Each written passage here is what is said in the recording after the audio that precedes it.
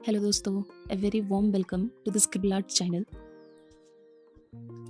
आज हम देखेंगे कि हम एक डीएसएलआर इफ़ेक्ट या वो बैकग्राउंड में वो स्मोजी इफ़ेक्ट कैसे करते हैं। तो यहाँ पे मैंने एक रेफरेंस ले रखा है एक बल्ब का। मैंने ये रेफरेंस एक insta page known as lone wolf diary से लिया था। काफ़ी खूबसूरत फ़ोटोग्राफ्स हैं वहाँ पे। तो फ़ोटोग्राफ के कलेक्शंस मुझे बहुत अच्छे लगे, जिसमें से one of my favourite was this. यहाँ पे दोस्तों मैंने ड्राइंग पहले से ही कर रखा है एंड ड्राइंग करने के लिए मैंने अप्सरा का एक्स्ट्रा डार्क पेंसिल यूज़ किया है, but I would suggest you not to use any extra dark pencils since मेरी ड्राइंग थोड़ी बहुत अच्छी है, तो इसलिए मैंने डार्क पेंसिल्स यूज़ करते समय टेंशन नहीं लिया या घबराया नहीं।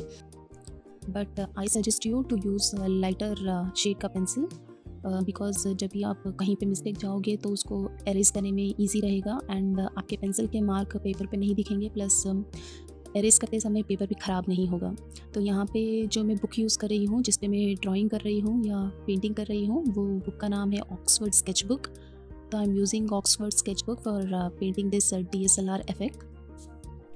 यहाँ पे मैंने ब्लैक कलर या ब्लैक शेड लाने के लिए 2-3 कलर मिक्स करने की कोशिश की थी, like blue, red and green, but मुझे वो इतना इफेक्टिव नहीं लगा, तो मैंने क्या किया, डायरेक्टली ब्लैक कलर ही यूज़ करना शुरू कर दिया था।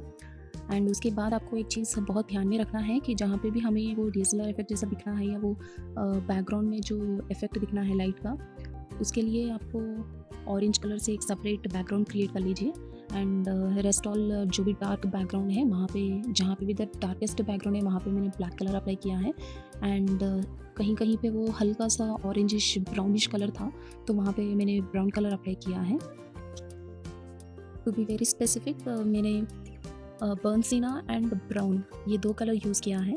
दोनों ब्राउन के ही शेड्स हैं, बट ये कैमलिन कंपनी के 50 शेड्स में we don't have a specific colour का नेम, लाइक अभी वहाँ पे स्टिकर पे तो ब्राउन करके लिखा हुआ है, तो जो भी कलर लिखा हुआ है I be telling you that name. So जो भी ब्राउनिश इफेक्ट था उसके लिए मैंने 2 कलर यूज़ किया था, दैट आर बर्नसीना एंड ब्राउन। सो आपको जहाँ पे भी थोड़ा ऑरेंजिश लगता है वहाँ पे ऑरेंज कलर लगाइए एंड बी वेरी स्पेसिफिक। जहाँ पे भी वाइट स्पेस छोड़ना है या you are suppose to leave the white space very particularly, by because हम लोग को कहीं कहीं पे एग्जैक्ट वाइट स्पेस चाहिए without any mixture of the colour, so without any blending of the colour. So इसलिए बी वेरी श्योर कि the white space are left at the perfect space and perfect area. Actually apply the color and make sure that you are applying the color all over the space and all over the paper wherever whichever color is necessary। and आप हर colour लगाने के बाद भी blending कर सकते हो, लेकिन मुझ में इतना एनर्जी नहीं था कि मैं हर कलर लगाने के बाद ब्लेंडिंग करूं, तो इसलिए मैंने क्या किया, एक कलर के ऊपर एक कलर, एक कलर के ऊपर एक कलर लगाने के बाद मैंने ब्लेंडिंग किया है। तो वो आपकी मर्ज़ी है कि आप किस तरह से ब्लेंड करना चाहते हो। तो ब्लेंडिंग का प्रोसीजर मैंने सबसे लास्ट में आपको बता दिया है एक बार, लेकिन एक बार फिर भी मैं बता देती हूँ। तो आपको एकदम डार्कली या तो फिर एकदम सारे कलर्स परफेक्टली लगाने की ज़रूरत नहीं है, क्यों, बिकॉज ब्लेंडिंग करते करते एक कलर के ऊपर दूसरा कलर हम धीरे धीरे अप्लाई करेंगे। सो आपको बस इतना ध्यान रखना है कि आप जो भी कलर्स लगा रहे हो परफेक्ट एरिया में या परफेक्ट स्पेस में वो कलर लगा रहे हो। इंस्टेड ऑफ ब्लेंडिंग हम लोग धीरे धीरे करेंगे। तो ब्लेंडिंग करने के लिए मैं एक स्पॉन्ज जैसा एक मटेरियल था मेरे पास, तो मैं वो मटेरियल से कर रही हूँ। मेक श्योर दैट वो मटेरियल से जब भी आप ब्लेंड कर रहे हो, एक तरफ आप डार्क कलर ब्लेंड करने के लिए यूज़ करिए एंड दूसरी तरफ लाइट कलर ब्लेंड करने के लिए यूज़ करिए। Don't use the same, like जब भी आप ब्लेंड कर रहे हो वही एरिया के साथ, वही कपड़े के साथ सारी जगह पे एक ही जैसा ब्लेंड मत कर दीजिए, वरना जहाँ पे हम लोग को लाइट कलर चाहिए वहाँ पे भी ब्लैक ब्लैक हो जाएगा। आप हाथों के भी साथ ब्लेंड कर सकते हो, but I don't advise you to do with the finger, because fingers में जो पेन होने लग जाता है, तो better you use the cloth.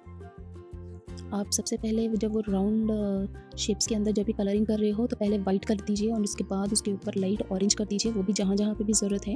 And make sure जहाँ पे ऑरेंज इफेक्ट नहीं है वहाँ पे बिल्कुल भी मत लगाइए, बिकॉज हमें वो वाइट इफेक्ट दिखना है। So if it all on the white effect if you apply the orange, चाहे फिर आप कितना भी वाइट लगा लो वो वाइट इफेक्ट आएगा ही नहीं। तो इसलिए while applying the orange make sure you are applying it very carefully and patience के साथ करिए, क्योंकि ना जहाँ पे भी हमें वो वाइट स्पेस चाहिए वो वाइट स्पेस छोड़ना बहुत ज़रूरी है, तभी हमें वो इफेक्ट आएगा। और वैसे भी जब भी हम लोग वो बैकग्राउंड को ब्लेंड करेंगे तो हमें 2-3 बार कलर अप्लाई करना ही पड़ेगा। मैंने एक फ्लैश टिंट का कलर भी अप्लाई किया है which is like flash colour है, तो that is really good colour. And make sure that different part of the cloth is used for smudging of the light colour. And bulb को जब आप colour करते हो तभी make sure that white space are left. And thin lines के लिए मैंने back side of the black colour use किया है। जब आप बैकग्राउंड के सर्कल्स को जब भी कलर करने लगोगे तो पहले सबसे पहले तो हमें वाइट कलर देना है, उसके बाद फिर उसके ऊपर लाइटली ऑरेंज, एंड उसको ब्लेंड करिए। ऑरेंज को ब्लेंड करने के बाद फिर से उसके ऊपर वाइट कलर अप्लाई करिए, एंड फिर उसके बाद फ्लैश टिंट कलर अप्लाई करिएगा। And every time you apply the colour make sure that you are leaving the white space, don't smudge it or don't apply any other color on the white space which is to be extra white। and अगर by mistake से आपसे हो भी जाता है तो you can use scraper to remove the color and then later again apply the white color and keep going दोस्तों, because as I have told you before also every time an artist feel that उसकी painting बिगड़ गई है, even I felt that but I was very near to the finishing, so keep going and keep doing it, take a break in between if possible। And आपको दिखाई देगा कि वहाँ पे काफ़ी ऑरेंज एंड ब्लैक कलर का blending नहीं हुआ था, तो एक ब्रेक लेने के बाद मुझे महसूस हुआ कि वहाँ पे एक 10 मिनट का ब्रेक ले लीजिए। उसके बाद आपको फिर से जब आप अपने पेंटिंग के पास लौटोगे तब आपको अपनी मिस्टेक्स दिखाई देंगी, आपको साफ साफ दिखाई देगा कि वहाँ पे ऑरेंज एंड ब्लैक बैकग्राउंड अभी भी अच्छी तरह से ब्लेंड नहीं हुआ है। तो उसको ब्लेंड करने के लिए मैंने पहले एक ब्राउन कलर अप्लाई किया था एंड फिर उसके बाद मैंने उसको ब्लेंड किया विद स्पॉन्ज, एंड उसके बाद मैंने उसके ऊपर again I have applied black colour so that it will get smudged with the background black and it will get immersed with blended with completely blended with the background. So जब भी आप blend कर रहे हो कपड़े के साथ तो make sure that you are blending it a very small area, not at a time, don't drag it and try to blend it as soon as possible, blend it very slowly to get that perfect shade and shape. So finishing देने के लिए मुझे again I had to apply the white colour so that I'll get that look of DSLR and keep doing it, don't stop it। and ऐसा नहीं होना चाहिए कि आपने पेंटिंग अधूरी छोड़ दी है, कहीं पे भी लग रहा है कि आप को परफेक्ट नहीं आ रहा है, जस्ट टेक ए ब्रेक।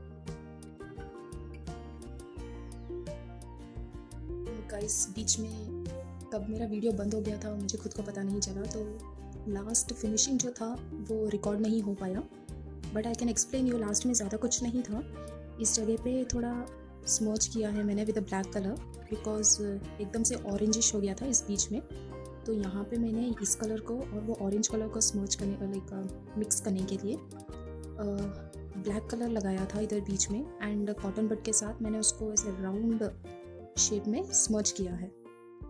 आप जब भी स्मर्च करते हो याद रखिए कि एकदम से ऐसे लंबे लंबे या लॉन्ग वे में आपको स्मर्च नहीं करना है, इंस्टेड धीरे धीरे आराम से राउंड शेप में ऐसे राउंड वे में आपको घुमा के स्मर्च करना है। एंड मेक श्योर दैट जो भी डार्क कलर आप स्मर्च कर रहे हो इस तरफ यूज़ करिए, एंड जब भी लाइट कलर कर रहे हो तो दूसरा साइड यूज़ करिए। एंड ये एरिया को स्मर्च करने के लिए ये स्पॉन्ज का एक मेरे पास ऑलरेडी एक था, शायद किसी ज्वेलरी के साथ आया था या क्या है पता नहीं, लेकिन इससे मैंने इस तरफ का स्मर्च किया है। You can do the स्मर्च even with your finger, but while doing with the finger आपको काफ़ी ये एरिया में एकदम हीट प्रोड्यूस होगा, तो it's better, I don't advise you to use your finger, unnecessary bubbles आ जाएंगे तो, एंड काफ़ी एनर्जी लगता है। उससे अच्छा है कि आप एक कॉटन का कपड़ा यूज़ करिए या तो फिर ऐसे कोई कुछ भी जिससे आपको लगता है कि स्मर्च हो सकता है वो यूज़ करिए। तो मैंने एक साइड से ब्लैक का एरिया में स्मर्च किया है और द डार्कर एरिया, एंड दूसरी तरफ से मैंने जहाँ पे भी ये लाइट एरिया है उसको स्मर्च किया है। आप स्मर्च करने के बाद फिर से जब एक और बार कलर अप्लाई करोगे उस पर्टिकुलर एरिया की जगह, जैसे कि इस तरफ मैंने स्मर्च किया है, तो स्मर्च करने के बाद मैंने वापस से ब्लैक कलर अप्लाई किया है, and only to that area where I required it, not to the overall area. And वैसे ही आपको जब ऑरेंज कलर का स्मर्च कर दोगे आपको वापस से वाइट कलर अप्लाई करना है। वाइट कलर अप्लाई करने के बाद फिर से एक और बार उसको स्मर्च करिए and highlight only the area where again white is required. तो आपको ध्यान रखना है कि this effect will come only with lots of care and patience. And आपको स्पेशली ये एरियाज़ पे ध्यान रखना है क्योंकि यहाँ पे हम लोगों को 3 टोन आना ज़रूरी है, वो है dark, medium and light. So make sure that you'll get that. And ये एरिया और ये एरिया को स्मर्च करने के लिए या ब्लेंड करने के लिए I have applied black colour as I have told you before. And इस एरिया में भी मैंने स्मर्च करने के लिए कॉटन बड को यूज़ किया था।